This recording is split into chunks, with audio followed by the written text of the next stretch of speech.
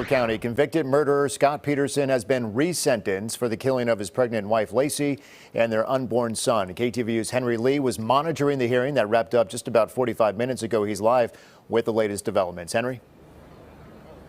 Yeah, Mike, instead of the death penalty, Scott Peterson will now be sentenced and has been sentenced to life in prison without the possibility of parole for killing his pregnant wife Lacey and their unborn son back in 2002. Now today, her family gave tearful impact statements in a case that transfixed the nation. I see no sorrow or remorse from you at all. I still feel the grief every day after 19 years. Those were the tearful words in court of Sharon Rocha, Lacey Peterson's mother, before Scott Peterson was resentenced to life in prison without parole for killing Lacey and their unborn son in 2002. Rocha said, "Lacey's dead, Scott, because she trusted you." She added, "Your evil, self-centered acts ended two beautiful souls." Rocha's pain was evident as she called her former son-in-law a coward for killing Lacey and their unborn son Connor, who would have been 18 now.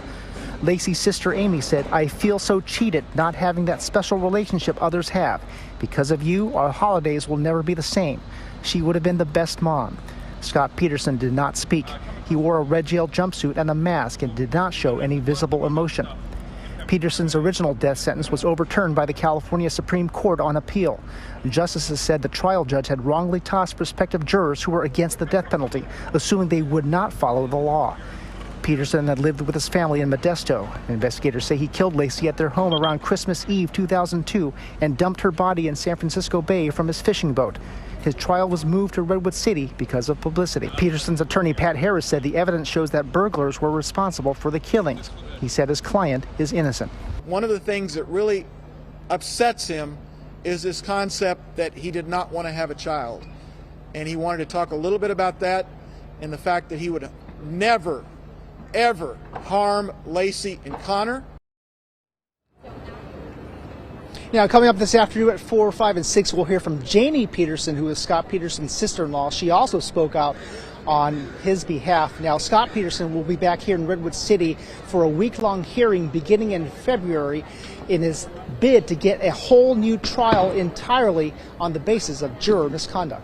Reporting live in Redwood City, Henry Lee, KTVU, Fox 2 News. Hey, Henry, you mentioned that Scott Peterson did not address the court today. I thought going into this, it was my understanding from his attorney that he wanted to speak. Did something happen during the hearing that maybe the judge refused to let him, or how did that all go down?